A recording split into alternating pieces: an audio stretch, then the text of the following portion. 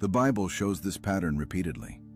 When God wanted to bless Abraham, he told him to leave everything familiar.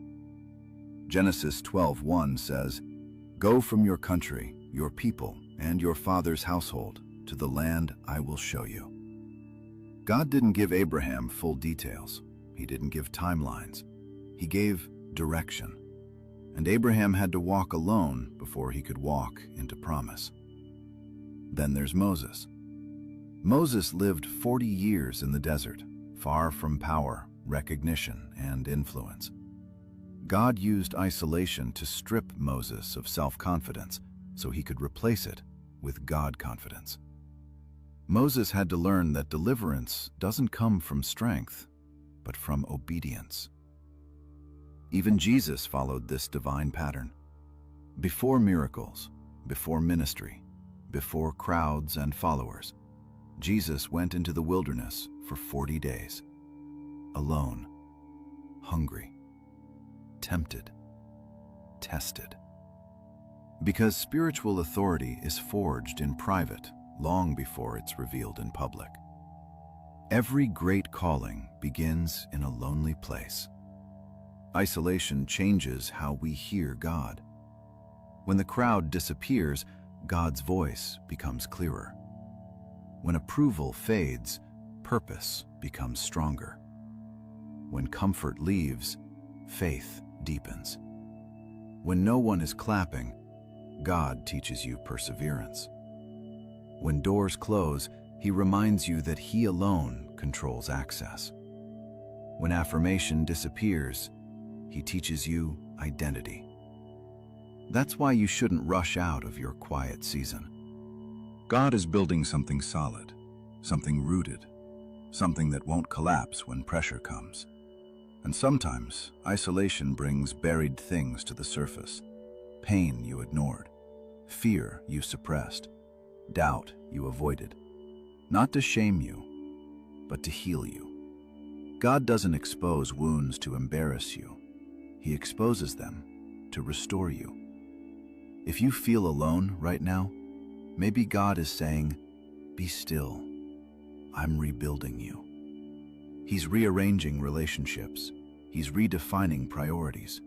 He's reshaping how you see yourself and Him.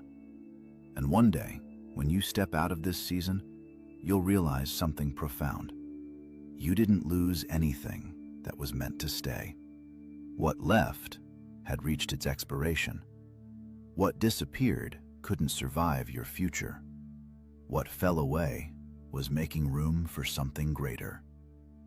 God protected you from opportunities you weren't ready to carry, from relationships that would have broken you later, from versions of yourself that couldn't handle where He's taking you. 1 Peter 5:10 says, "And the God of all grace, who called you to His eternal glory in Christ, after you have suffered a little while, will Himself restore you and make you strong, firm, and steadfast." This reminds us that after we suffer for a little while, God Himself will restore us, strengthen us, confirm us, and establish us. Notice the order. Suffering comes before strengthening. Isolation comes before establishment. Preparation comes before promotion. You are not forgotten. You are being formed. You are not buried. You are planted. Seeds grow in darkness before they break the surface. And yes, waiting is hard. It's hard when progress feels invisible.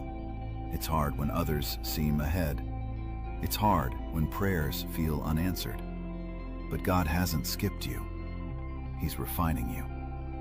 Sometimes God needs to get you alone so He can speak without interruption, because in noise, His voice gets drowned out.